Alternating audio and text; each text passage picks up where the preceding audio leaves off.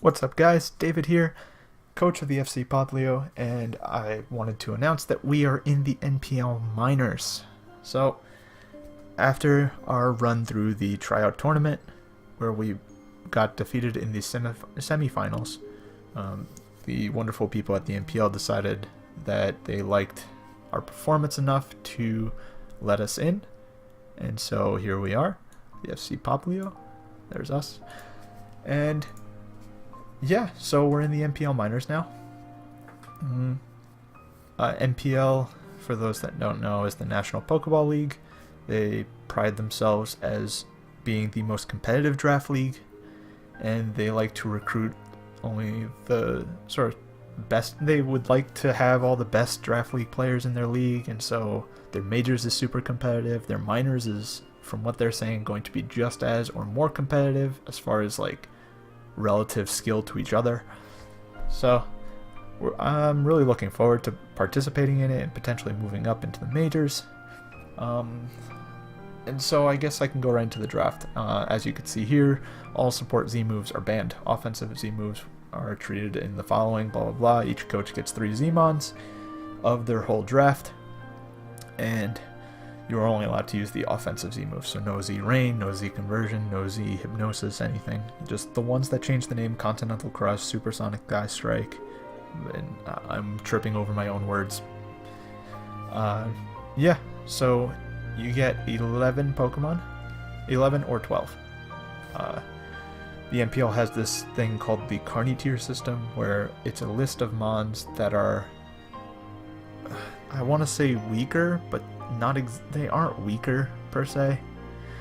They're lesser drafted. So it's a lot of the NUs and lowers, as well as a ton of the like undrafted RUs, random thing. A lot of good Mons are in this tier, or in this Carney tier, so it's by no means the crap Mon tier, especially with how they increased the pool for minors to sort of test the waters. And if you draft one of these Carney tiers early enough, you are allowed a 12th pick that is also in that Carney tier. So you either have 11 Mons, or you have 11 Mons plus 1 extra Carney Mon, depending on how your draft went. So, spoiler alert, we have 12 Mons because I like more. So, that's that. As far as bans are concerned, it's the same as the Majors bans if you're familiar with them. If you are not, then I want to say it's the same as the Majors bans, but it's not exactly. We started with the Majors bans, and then the minors were allowed to vote on as many changes as they really felt like it. For the most part, I think we had a limit of 10. So anyway, your standard stuff is banned. Mega Latios, Mega Metagross, Pheromosa is banned. Battle Bond and Protean Greninja are banned, which is interesting. Interesting on the Battle Bond part. Protean's broken. Battle Bond seems okay. Speed Boost Blaziken, which therefore means Torrent Greninja and Blaze Blaziken are allowed. All unreleased abilities. We banned Tabulele because that is a very powerful enabler for team compositions, and it's just a nightmare to build against. So we ultimately decided that it, while not broken in and of itself as a Pokemon, it just makes team building really simple, and it allows team compositions to be really broken. So as you can see here, there's restrictions where Mega Kangaskhan is allowed, but there's no Seismic Toss allowed on it. Mega Kang is a very strong Pokemon. Seismic Toss breaks it because I too like doing 200 damage every turn without any offensive investment whatsoever.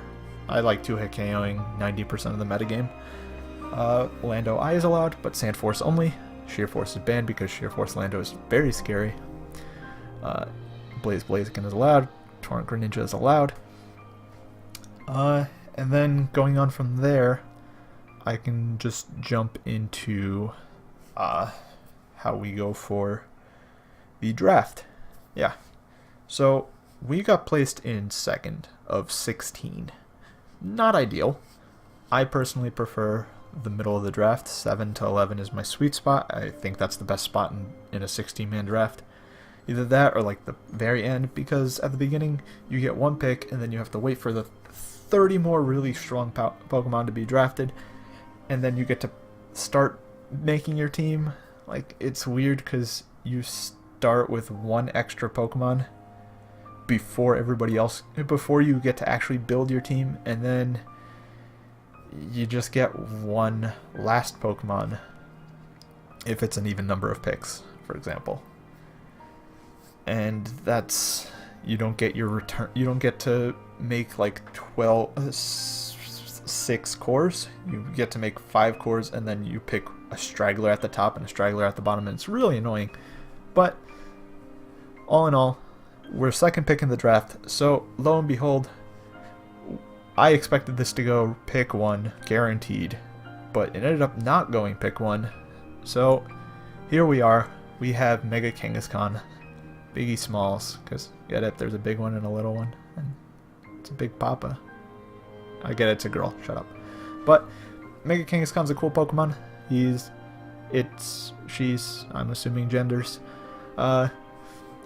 It's a really fat Pokemon. It's like a base 100 as far as stat-wise, aside from its 60 special attack. It gets a lot of good coverage because it's a Gen 1 normal. It gets a lot of good options in terms of what it can do. It's a Mega Kangaskhan. You know what it does. If you've seen a normal Kangaskhan in the lower tiers, or you've played XY, or you've played Ubers or anything, you know what a Mega Kangaskhan can do. It gets Parental Bond. Parental Bond's a very scary ability. And it's basically what we decided to build our draft around. There were other things I was interested in, but I saw this was open and I was like, I've never used it before in any format, period. I've always been curious about it, and it was just kind of there, and I don't think I'll really get many opportunities to ever use it again. So I jumped on the opportunity to use Mega Kang. I'm excited for it, and so therefore, with it, I had to wait 30 picks, of course, and while I was waiting, I decided that my next 2 picks, I wanted strong hitters. I wanted an electric type. I wanted a Stealth Rocker or Spinner or Defog or something.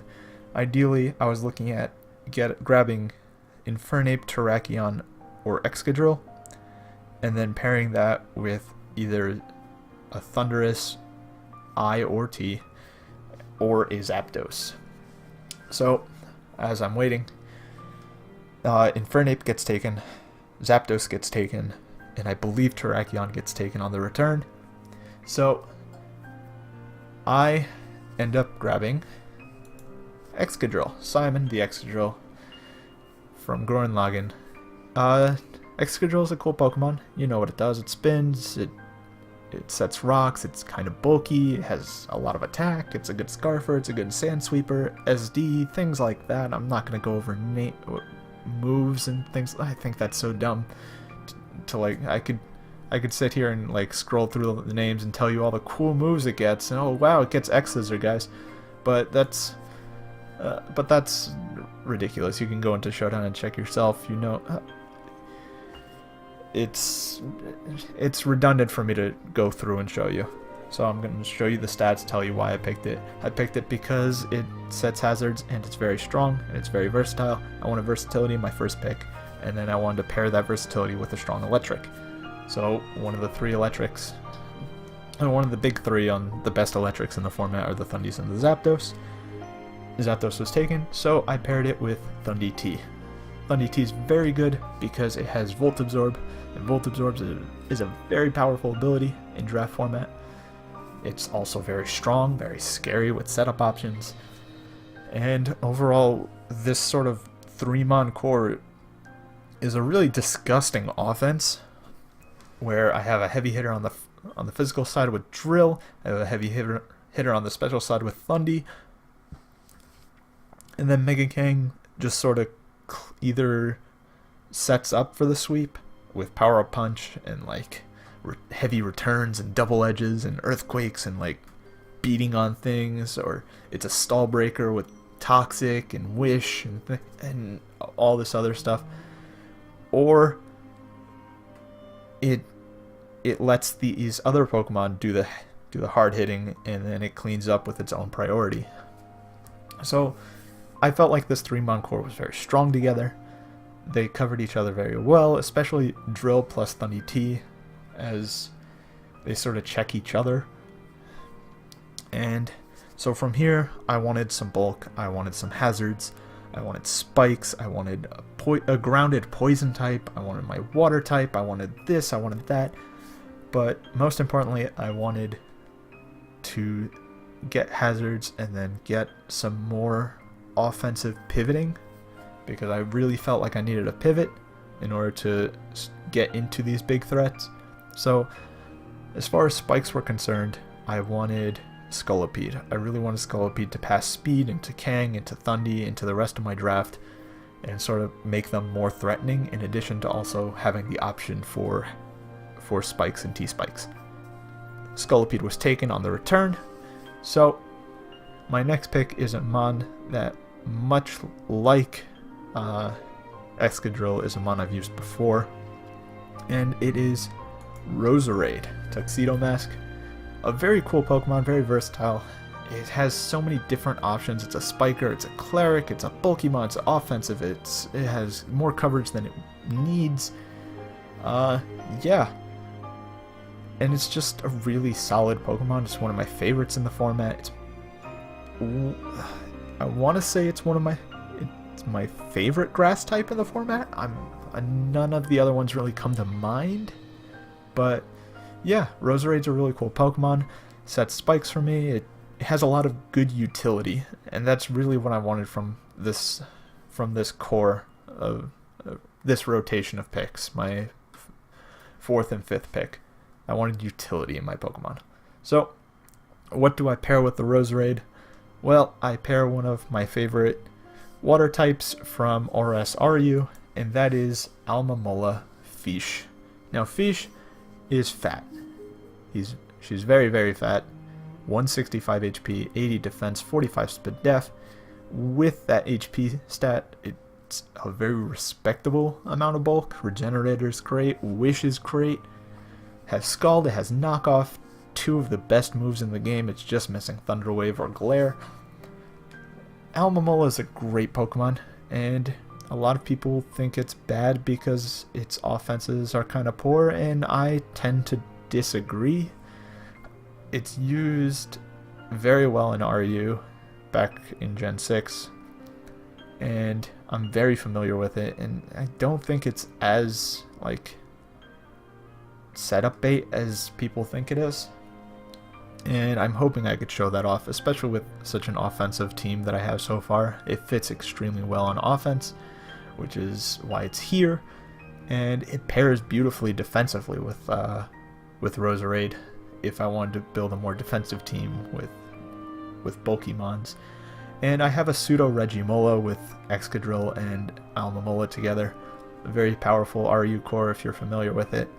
And yeah, Almamola is a cool Pokemon. Roserade's a cool Pokemon. They're great utility options. And so, as I'm waiting for the next picks in the draft, I'm like, alright, now I can start focusing a bit more on bulk, because my first 4 mons are very good offensively. I can get some more offense later, get maybe a fast mon or something. And so, as we get to me, I see, wait a minute, these 2 mons are still here, and nobody's taken them yet. So I think about it and I'm like, alright, screw my plan that I had coming into this round. I'm going to grab these 2 really powerful mons that should be gone by now but aren't. And the first of them is Mimikyu. Mimikyu is a really cool Gen 7 mon. It's a Ghost Fairy, a unique typing, has really good offenses, kind of decent bulk with 55, 80, 105, solid speed, and Disguise is just a ridiculous ability. It lets it get free setup, it lets it get free attacks, free wisps, whatever it needs to do. It gets a free turn without taking damage, and that's extremely useful. So here's Mimikyu. It's a good setup sweeper. It's not bulk, at least not exactly, but it was available and I really wanted it, so here it is. It gives me a ghost type, it gives me a fairy type. Two very good things because fighting types were starting to look like a little bit of a problem. Thunderous and Roserade check it offensively, and Almamola can kind of check them if they don't have any sort of setup options. But Mimikyu is flat out immune to normal, it's flat out immune to dragon, and it just covers up a lot of holes in my team offensively. So with it, something that I didn't expect to make to round 7, and considering that I had an Excadrill, I thought this paired amazingly with it, and that is Jafar the Landorus Incarnate. Now it is Sandforce Lando, so obviously with Excadrill and some sort of Sand Setter, it's extremely strong. It's almost like Sheer Force Lando if Sand is up, at least for its main options in Steel, Ground, and Rock. So Lando Eye is very cool. It's another ground immunity. It's a lander. It's a genie, much like Thundy. It's a very powerful genie with very good coverage, very good utility. It has a little bit of everything like all the genies do. And I forgot to mention this before, but Thundy and Landorus Eye are 2 out of my 3 Z Crystal Mons, so they can both run offensive Z moves to further boost their coverage, which is fantastic. And I especially like having both of my genies have this, because one week one can be Scarf and the other one could have the Z Crystal, or one can be Yachi, or one could be Chardy. Having them both have access to the crystal means that it's not like one is scarier than the other. They're both equally scary this way, and I like it that way, as opposed to if I made like Mimikyu my Zmon, it would have been like Thunderous T has a Z Crystal, but Landorus I doesn't, so he's more likely to bring Thunderous than Lando if he wants to bring a Zmon. And I didn't really want to like limit that aspect, so maybe their coverage is a little redundant. They both get Sludge Wave, they both get Grass Knot, they both get Focus Blast, but I think it's different enough, and the versatility of having them both have the Z Crystal is very strong in that they become much more interchangeable and much more dynamic within the team comp. So as we're approaching pick number 8 and 9, that has to be my Carny tier round. So I already knew what Carny I had in mind. I had Gigalith in mind. That was going to be my Sand Setter. Hippo was still available, so if Gigalith got taken from me on the trip back from round 7 to round 8, then I would have had to settle for a Carny tier plus Powdon. But fortunately, I managed to get Obelisk the Gigalith in round 8. It's my Sand Setter, it's a Rock Setter, it's a Rock type, which is very useful for my team.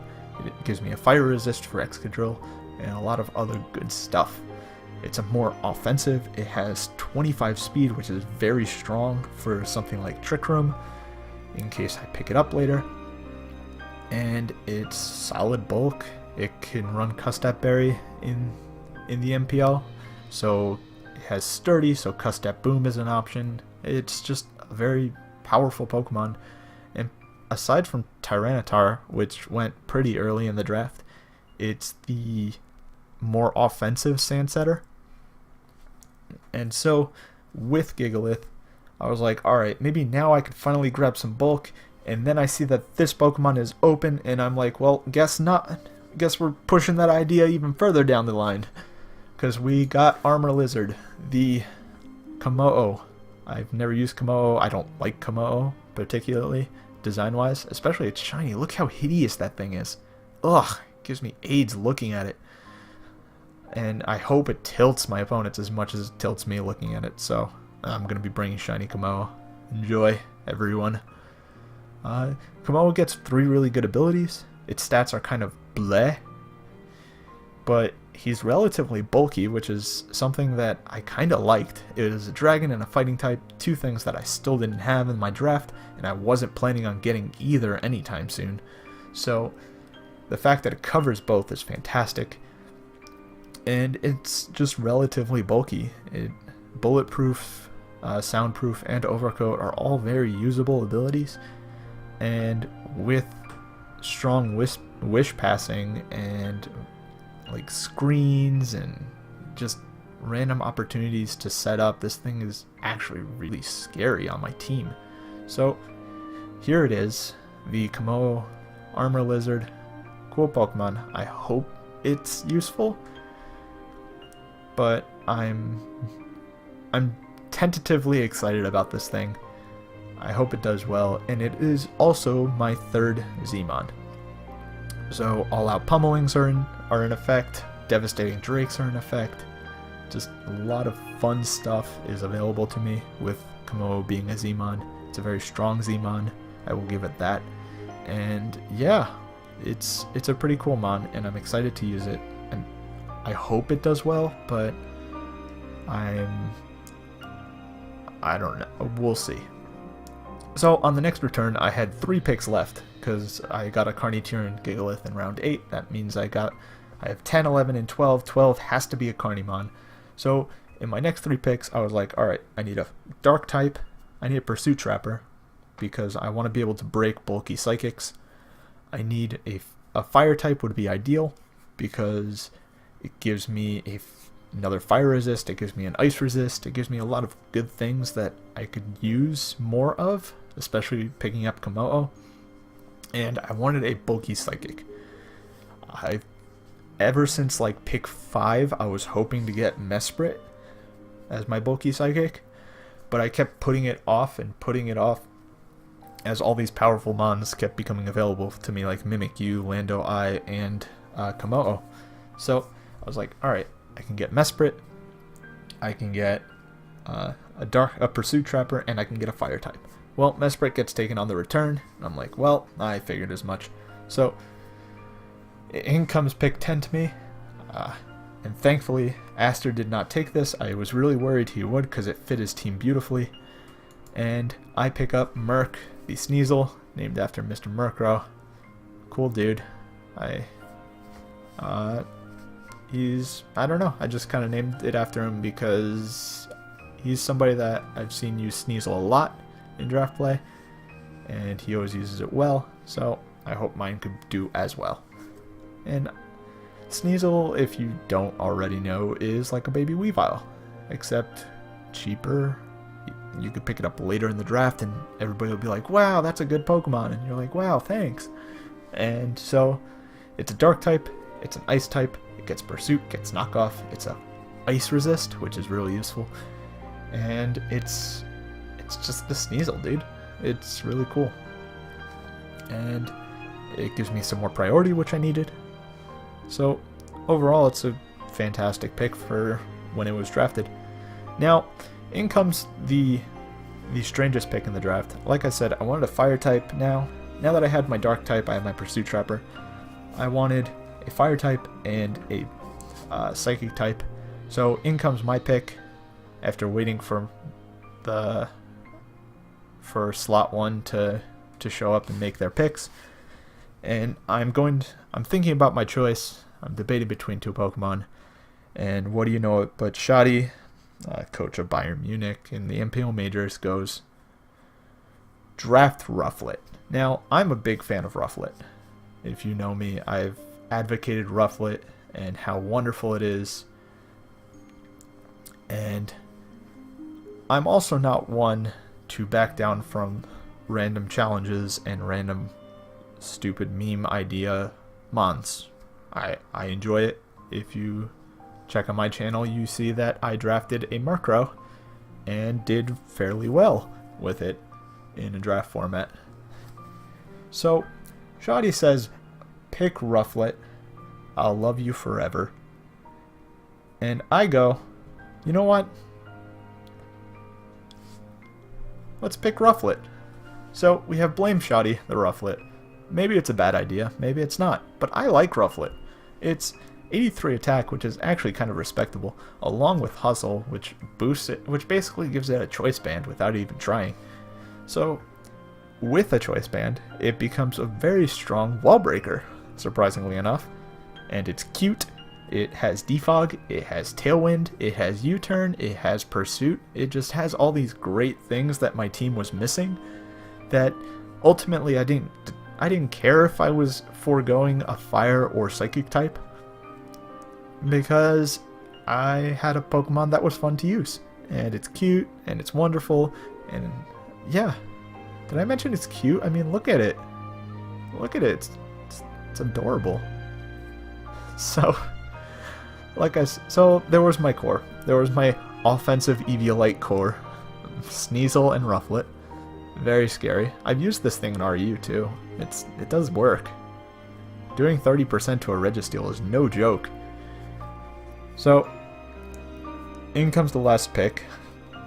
And I decide, well, now I have to fix what my mess up. And I use the word mess up loosely because Ruffle is never a mistake. Don't ever think it's a mistake. So I have one pick left. I don't have a fire type. I don't have a bulky psychic. Mesprit's long gone. Long gone.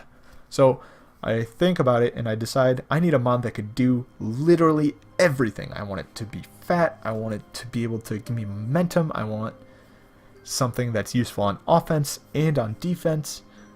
And just something that pairs really well with my defensive cores, with my offensive cores, just something great. And can I find that in the Carny tier? And lo and behold, I do. I find Musharna. Now, Musharna is basically like a really baby Cresselia, except it has utility. Very bulky Pokemon. Solid offense with 107. It's stronger than a lot of my special attackers. And it's just a bulky psychic. It has access to Calm Mind, to Barrier, to Baton Pass, which is very useful for giving me a slow momentum gainer, much like which is something my team didn't have. I wanted a slow pivot into my big threats, so Musharna gives me exactly that. And it also gives me Trick Room. It gives me a second Cleric, so then I don't have to rely on Roserade to heal up statuses from my Pokemon. It gives me a second Healing Wish. It gives me Psychic Stab, which is useful for fighting resists. It's just relatively bulky, so it can also be my Fire Resist. It can be my Ice Resist. It covers everything that a Fire type would cover for me, especially since I already have Will-O-Wisp in Mimikyu, so I didn't necessarily need Will-O-Wisp just yet. And yeah, that's Musharna. Mush Mush. Pretty cool Pokemon. I'm a big fan of it in NU and in the lower tiers.